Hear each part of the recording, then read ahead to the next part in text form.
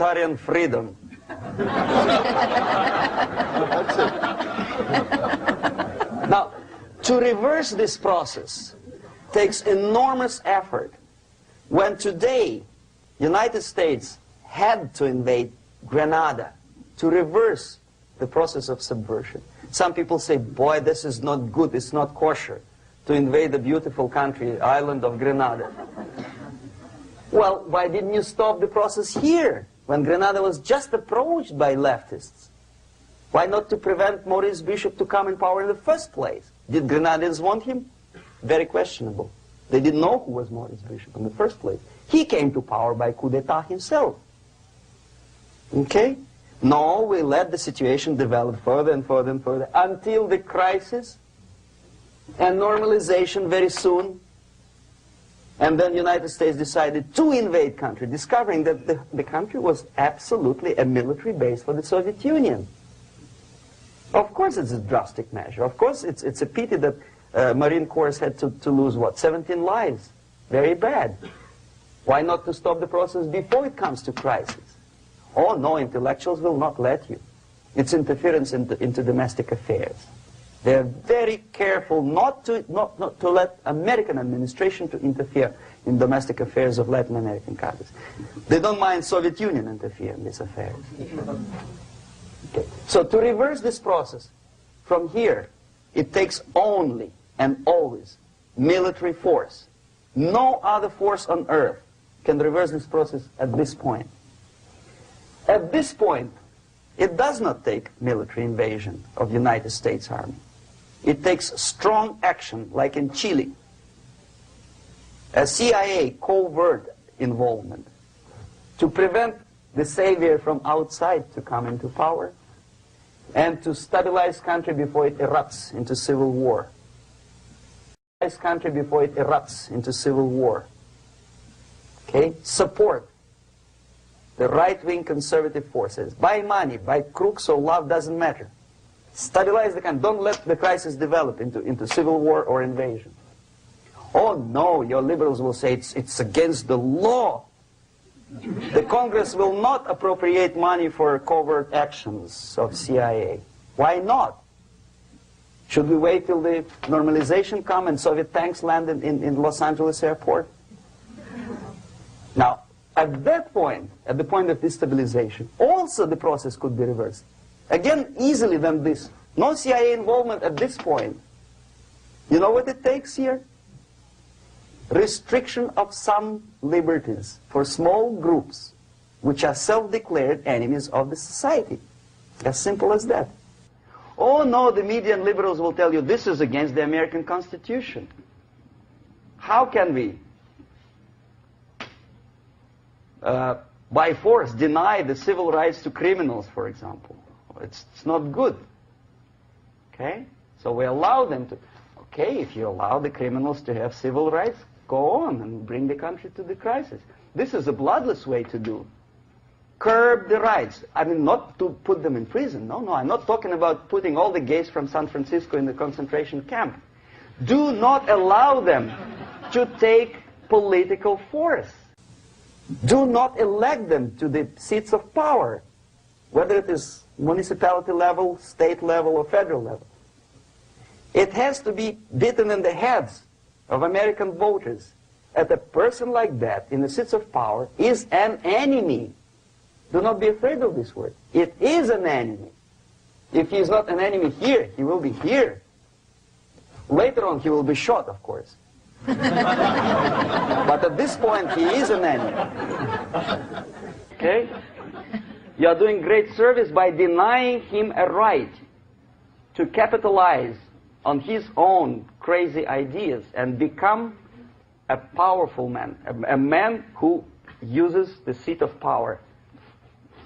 Restriction of certain freedoms and permissiveness at that point would prevent sliding into crisis and probably will return the process of destabilization. To curb unlimited power, monopolistic power of trade unions, here, at that point, would save economy from collapsing.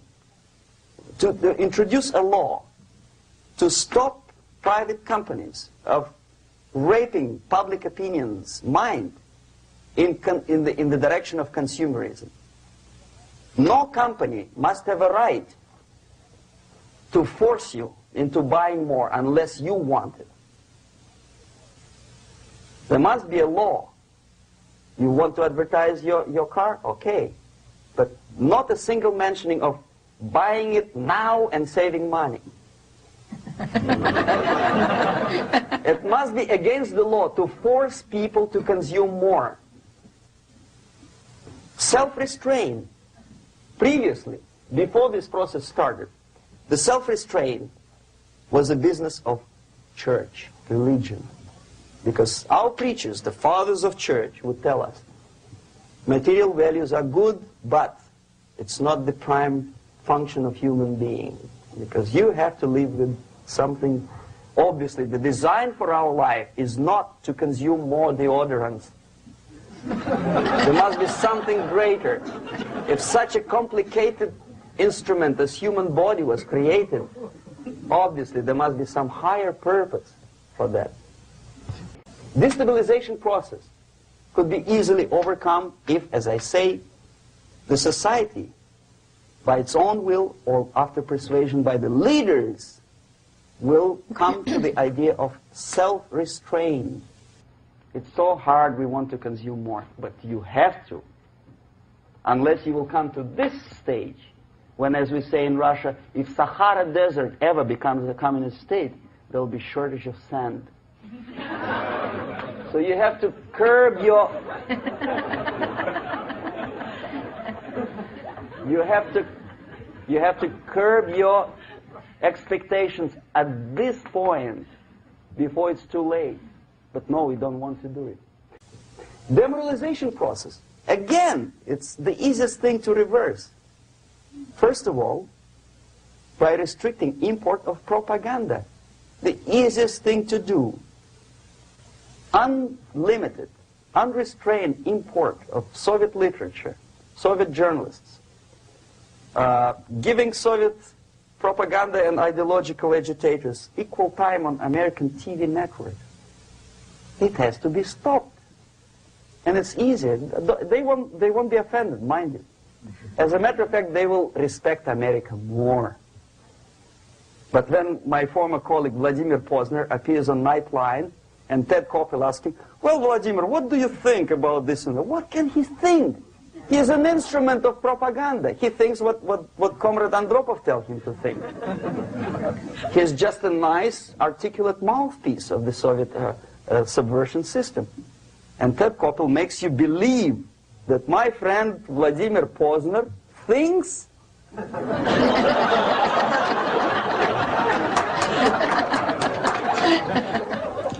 the process of demoralization may not have started at all if at that point the country, which is a recipient of subversion, actively, not violently, but actively, prevents importation of foreign ideology.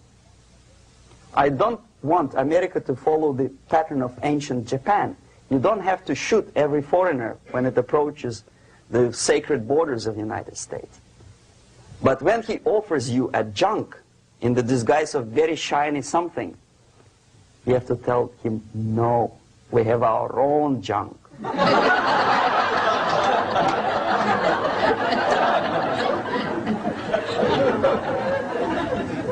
If at that point the society is strong, brave, and conscientious enough to stop importation of ideas which are foreign,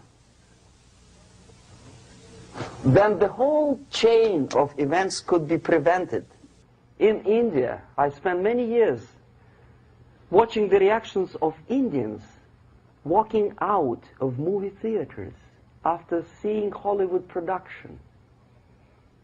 They couldn't figure out why Americans are so wasteful. They smash their cars, their shiny cars, every 5 minutes. How come they shoot each other for $500,000? Is it true that they're so obsessed with sex? Can you imagine showing a movie where each 5 minutes there's a copulation on the screen? to a country like India with long tradition of respect to these private matters, or to Pakistan. And United States expect these people to respect you? No way. Oh yes, they will see the movie, they'll pay 5 rupees to see that garbage. But they walk out and will tell their kids, don't respect Americans, don't be like Americans. See? So, the process of demoralization could be stopped right here, both as an expert and as an import. And that takes one step, one very important thing to do. You don't have to expel all the KGB agents from Washington, D.C. The most difficult and at the same time the simplest answer to the subversion is to start it here and even before,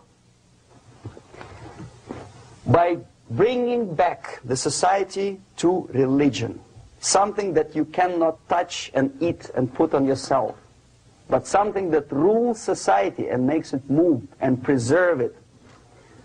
A Soviet scientist, Shafarevich, who has nothing to do with religion, he's a computer scientist, did a very intensive research on the history of socialist countries.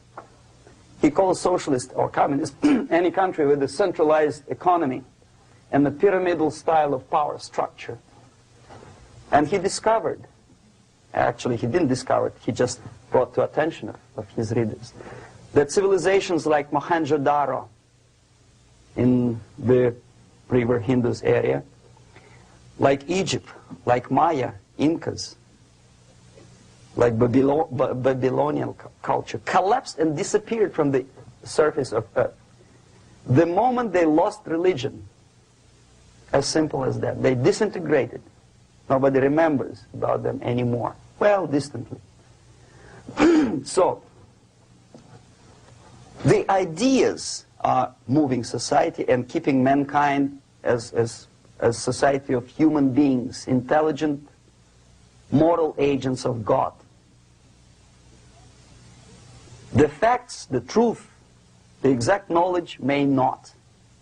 All the sophisticated technology and computers will not prevent society from disintegrating and eventually dying out. Have you ever met a person who would sacrifice his life, freedom, for the truth like that? This is truth. I never met a person who said, this is truth and I'm ready to shoot me. To defend the truth. Right? But millions sacrifice their life, freedom, comfort, everything for things like God, like Jesus Christ. It's an honor. Some martyrs in the Soviet concentration camp died.